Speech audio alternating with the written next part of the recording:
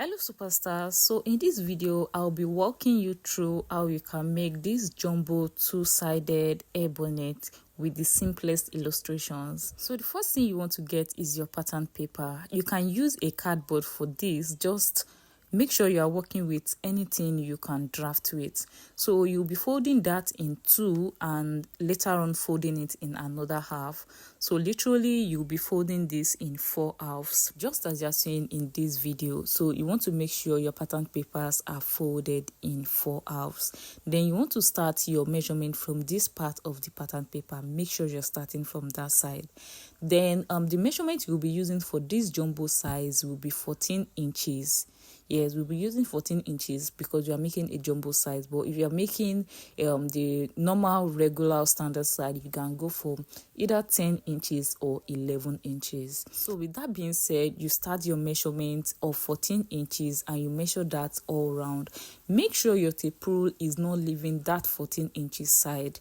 So once you're done with that, you want to freehand and connect all those dots together. Then you carefully trace out with your scissors. Once you are done, you should have a perfectly looking circle like this. This is what we'll be working with. So this is the first materials I'll be working with. Like I said, it's a two-sided, so that means I'll be using 2 different fabrics for this. Then you want to proceed to pinning your pattern paper to your fabric, so you'll be more guided once you are using your scissors. Just make sure you pin it all around as you're seeing in this video. So afterwards, you want to proceed into cutting, and for this process you want to take most of your time, most especially if you are using a lightweight fabric, which means it can easily move around. So you want to take most of your time, just as you are seeing in this video. Then you should have a beautiful looking circle just like this. Then this is the other fabric I'll be using.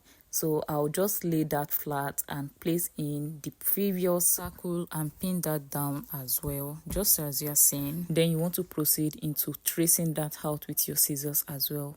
Make sure you are taking your time, just like I said, and you should have 2 beautiful patterns looking like this. So moving on, you want to unpin the pattern paper of the outer fabric, then repin the actual fabric, because that is what we'll be working with, just as you are seeing in this video. Then you want to sew round the fabric with half of an inch, making sure you are leaving about 2 inches so you can turn the fabric around. I'll do that and I'll show you. So this is what it looks like when I was done, and this is the space I left in for the joining. Then afterward, you want to proceed into notching your circle round, so there won't be any folding once you are turning over, just as you are seeing right now. Then this is what it looks like once I'm done turning over. I will iron this and I'll be right back. This is what it looks like when I was done ironing. This is the front side and this is what the back side is looking super neat. So moving on, I'll be drafting out 2 inches from the main circle and I'll be doing that all around. Just look at what I'm doing. And this is what it looks like when I was done drafting. So when I was done drafting the 2 inches, I came in by half of an inch and I did that all through as well.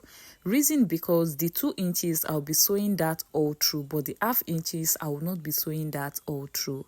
I'll do that and I will show you what for a better explanation.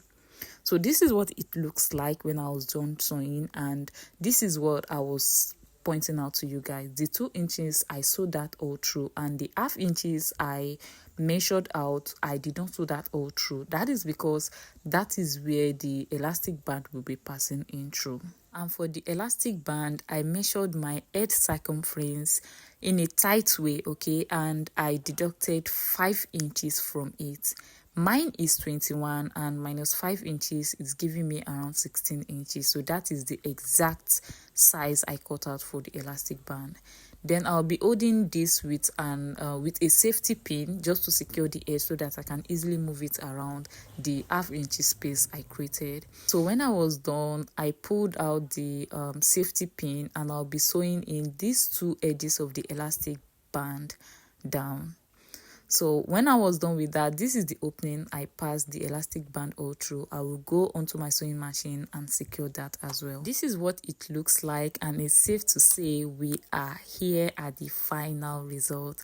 This is the other side and this is the other side as well. Like I said, it's a two-sided air bonnet that's really versatile. It is super versatile. This is what it looks like on me. It's looking super amazing. You can make this for sale, you can make this for your loved ones, you can make this as a gift for your customers. Trust me, anybody will appreciate this. So if you have any other question, do well and drop it in the comment section. I will gladly attend to all of it. Enjoy.